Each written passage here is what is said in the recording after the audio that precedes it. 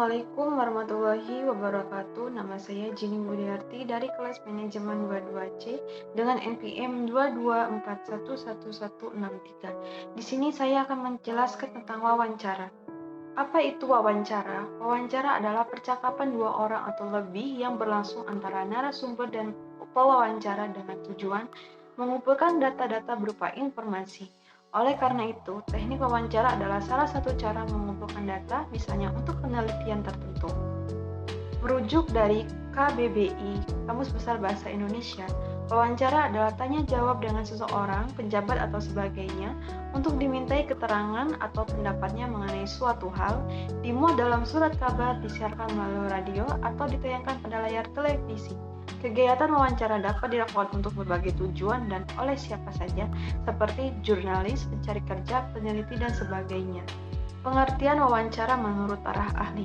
Agar lebih memahami apa itu wawancara, di bawah ini telah saya rangkum beberapa pendapat ahli mengenai pengertian wawancara sebagai berikut. Menurut Lexi J. Molong menyatakan bahwa wawancara adalah percakapan dengan maksud-maksud tertentu. Pada metode ini, peneliti dan responden berhadapan langsung face to face untuk mendapatkan informasi secara lisan dengan tujuan mendapatkan data yang dapat menjelaskan permasalahan penelitian. Yang kedua, menurut Anas Sudijono, pengertian wawancara adalah cara menghimpun bahan-bahan keterangan yang dilaksanakan dengan melakukan tanya jawab lisan secara sepihak, berhadapan muka dan dengan arah serta tujuan yang telah ditentukan. Yang ketiga, menurut Sutrisno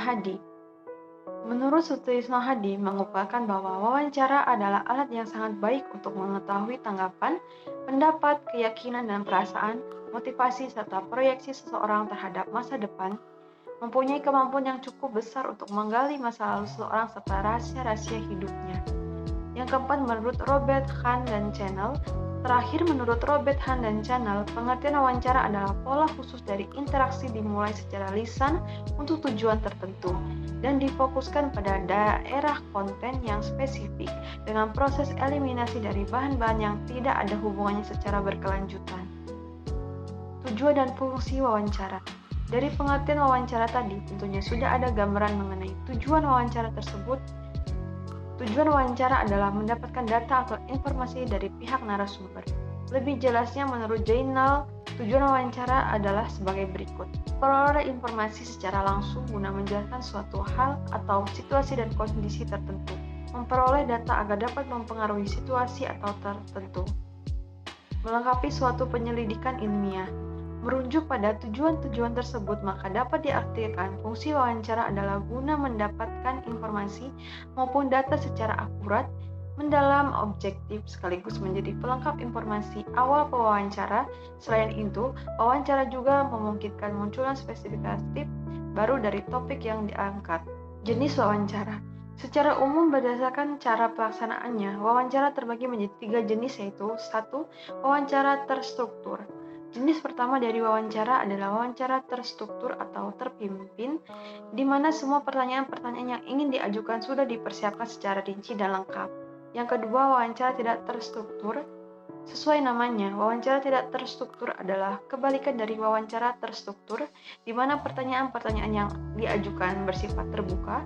Jenis ini juga biasa disebut wawancara bebas, sebab pewawancara dapat menanyakan apa saja kepada narasumber, akan tetapi yang perlu dijadikan catatan adalah pertanyaan-pertanyaan tersebut tetap relevan dengan kebutuhan data agar wawancara masih bisa terkendali. Yang ketiga, wawancara bebas terpimpin.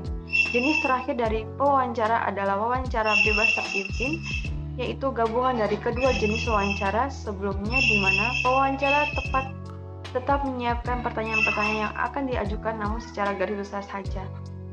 Bentuk wawancara, selain terbagi menjadi beberapa jenis, wawancara memiliki berbagai bentuk. Lebih jelasnya, bentuk-bentuk wawancara adalah sebagai berikut. Wawancara konferensi pers. Wawancara konferensi pers adalah ketika para jurnalis diundang oleh pihak-pihak tertentu untuk meliputi informasi atau data tertentu agar dimuat dan disebarluaskan. Misalnya, ada perusahaan yang meluncurkan produk baru, melakukan kerjasama dengan pihak lain, menyelenggarakan acara amal, dan lain-lain. Wawancara akses pers hampir sama dengan bentuk wawancara konferensi pers, tetapi untuk wawancara akses pers ini di lingkupnya lebih kecil lagi seperti hasil dilakukan pertemuan, negosiasi, dan lain-lain.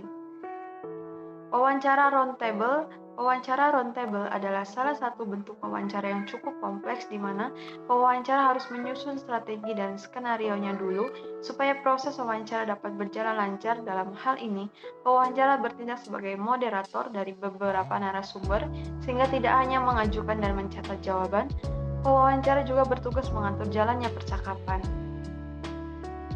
Wawancara semi-struktur. Bentuk terakhir dari wawancara adalah wawancara semi-struktur atau biografi. Sesuai namanya, wawancara ini ditunjuk untuk menggali informasi sebagai bahan tulis biografi dari narasumber terkait. Umumnya, pewawancara akan menanyakan pertanyaan secara urut sesuai siklus hidup narasumber, seperti mulai dari masa kanak-kanak, remaja, hingga kehidupan saat ini. Kelebihan dan kekurangan wawancara. Sebagai salah satu teknik pengumpulan data, wawancara memiliki kelebihan dan kekurangan tersendiri. Lebih jelasnya, kelebihan wawancara adalah termaksud instrumen atau teknik terbaik untuk mendapatkan data pribadi dan tidak terbatas pada tingkat pendidikan atau pekerjaan tertentu, memungkinkan Anda untuk mendapatkan informasi dan data secara mendalam secara berkualitas. Sebagai pewawancara, Anda dapat mengembangkan pertanyaan berdasarkan jawaban narasumber, mendapat informasi secara detail bahkan sering luput dari perhatian. Sedangkan kekurangan wawancara adalah untuk topik atau objek yang luas dibutuhkan banyak narasumber. Semakin banyak narasumber, maka proses wawancara juga memerlukan lebih banyak waktu dan tenaga dalam pelaksanaannya. Kecukupan data dan keberhasilan wawancara tergantung pada peneliti dalam menggali informasi serta ketersediaan narasumber untuk menjawab pertanyaan yang diajukan. Terkadang cara interpretasi wawancara bisa terpengaruhi oleh jawaban narasumber sehingga cenderung tidak objektif. Tahapan wawancara. Untuk melakukan wawancara, setidaknya ada 2 tahapan yang harus dijalankan. Tahapan-tahapan wawancara tersebut diantaranya 1. Persiapan. Dalam tahap persiapan, wawancara tertentukan tujuan atau topik serta informasi apa yang ingin digali ketika wawancara terlebih dahulu. Jika Anda melakukan wawancara terstruktur, maka persiapkan juga daftar pertanyaan untuk ditanyakan pada narasumber nantinya. Setelah itu, sebaiknya Anda juga menghubungi narasumber terlebih dahulu dan menentukan jadwal dilakukan wawancara tersebut beserta hal teknis lainnya. 2. Tahap pelaksanaan. Tahap kedua wawancara adalah pelaksanaan sebagai pewawancara yang baik. Bukankah sesi pewawancara dengan salam dan pastikan Anda juga mengedepankan tata krama serta sopan santun? Setelah itu, Anda dapat menjelaskan secara singkat mengenai tujuan wawancara lalu mulai mengajukan pertanyaan-pertanyaan. Rekam atau catatan jawaban narasumber dengan seksama. Hindari untuk meminta narasumber mengulangi jawabannya. Nah, sebelum mengakhiri wawancara, Anda juga bisa meminta izin untuk menghubungi narasumber kembali jika nanti ada informasi yang perlu dikonfirmasi atau dilengkapi. Tips wawancara. Agar dalam pelaksanaan berjalan lancar dan sesuai keinginan, ada beberapa tips wawancara yang perlu diperhatikan. 1. Mulailah dengan informasi fakta dan mengajukan pertanyaan mudah. 2. Pastikan Anda sudah mengetahui informasi dasar mengenai narasumber, seperti identitas secara umum. 3. Hindarilah mengajukan pertanyaan bersifat pribadi dan berubah pilihan. 4. Jangan terlalu kaku dan tunjukkan sikap bersahabat agar narasumber nyaman dan dapat menjawab pertanyaan dengan baik serta terbuka. Dan terakhir, hindari sikap akan menggurui, bersikaplah netral dan adaptif. Sekian presentasi dari saya akhiri. Wassalamualaikum warahmatullahi wabarakatuh.